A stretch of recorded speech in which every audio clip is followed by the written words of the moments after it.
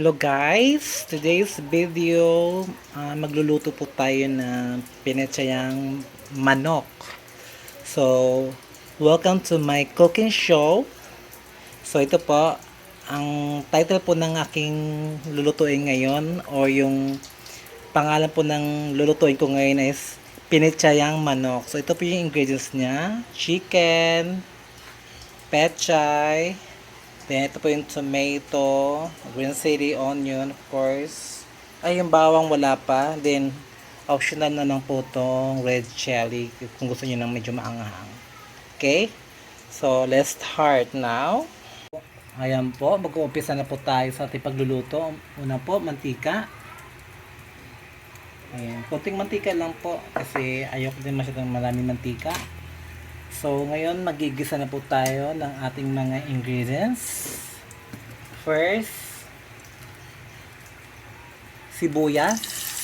Actually guys, nakalimutan ko po yung bawang, kaya yung wala pong bawang ngayon. Pero okay lang naman po. Pero dapat kasi may bawang po talaga kasi, 'di ba, pag nagluluto tayo, nagigisa tayo ng ulam, matik talaga may bawang yan. So, for now, wala akong bawang kasi nakalimutan. So, pasensya na kayo guys. Sunod, luya. Ayan. Pahid natin yan ng konti. Ayan. Lulutuin natin ng konti yung bawang, yung sibuyas tsaka konti luya. So, konti lang yung luya ko kasi ayoko na masyadong ganun katapang yung luya. So, the next is tomato.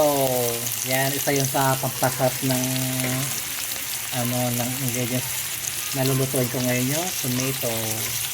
Yan. O, diba? Kaya lang, simple lang, very budget meal lang itong lulutuin ko. Lahat po kaya pong i-afford itong budget meal na to.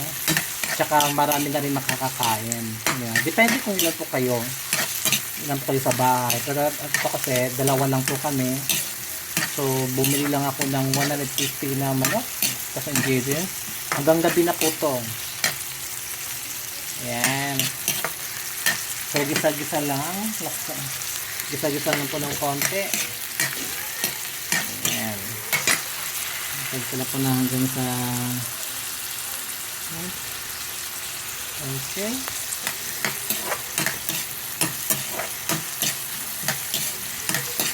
Hintayin na po na medyo yung kamatis, medyo lumambot na siya. Yung tipong parang nagpipaste na siya. Okay? Kasi mas masarap yung lalo pa yung sabaw, yung kamatis. Pag medyo nagpipaste na siya, medyo nadudurog na siya, mas masarap yung lasa ng sabaw mo pag medyo na lumalambot yung kamatis. Yan. Kunting halo-halo lang po siya. Napakasimple lang po guys. Actually, sobrang dali lang po siyang lutuin. Kahit siguro mga 15 years old kaya pong lutuin. At saka sobrang sarap po ito guys. Ilang beses ko na rin po itong inulam o ginawa. Kasi very very masarap talaga. Satisfied talaga ang lunch mo or dinner mo pag ito ulam mo at simple at hindi rin siya ganun kamahal. Lahat kaya makaka-afford lahat. Okay? Nakita nyo guys, medyo nagaano na yung kamatis, medyo lumalambot na yung kamatis. Ayan. Maganda pa yung medyo malambot pa ng konti. Okay.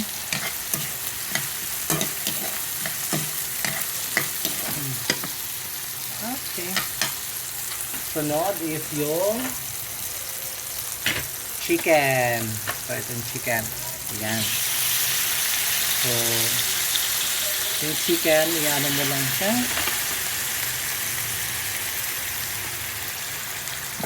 Halu-haluin mo lang siya. Ganyan.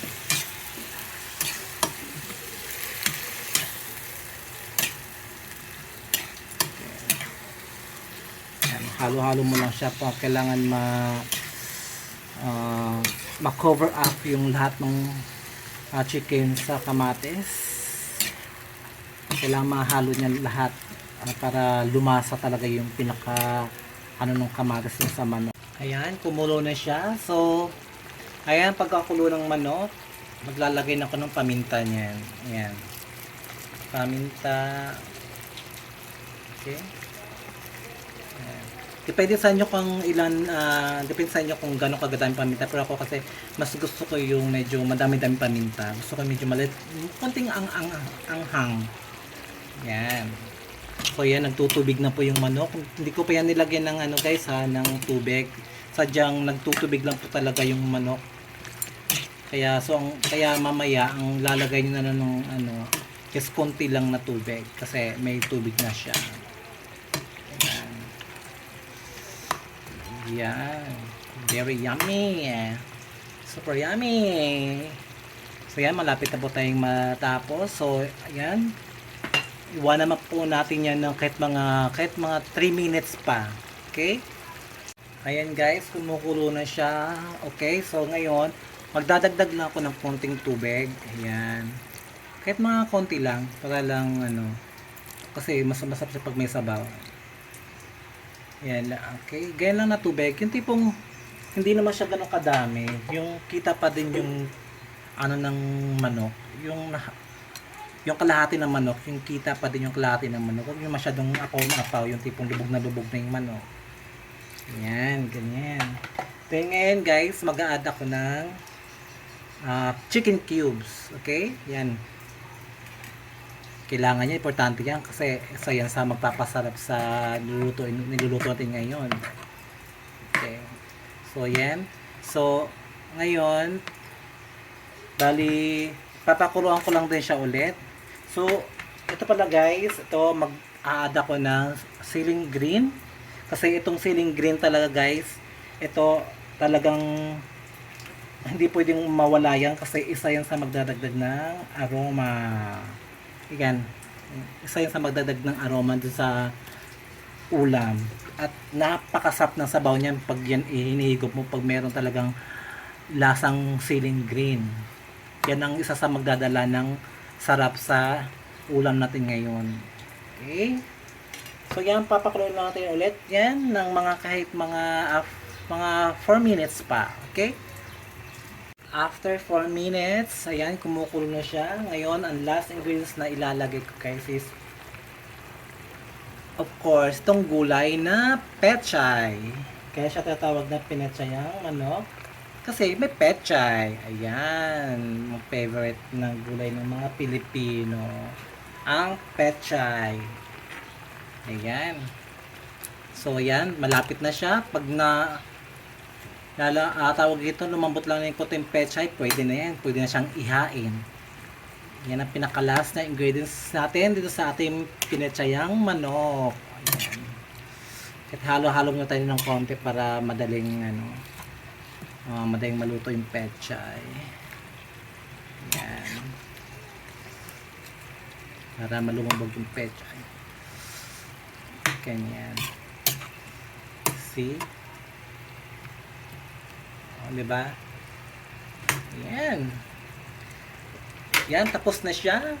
So, pwede na siyang ihain. Ready to serve na po siya, guys. Ito, kain na po tayo. Mama. Ayan po, ayun na po yung finished product. Ayan ang ketchup ang pinetsayang manok. Ayan na po siya. Okay, ready to eat.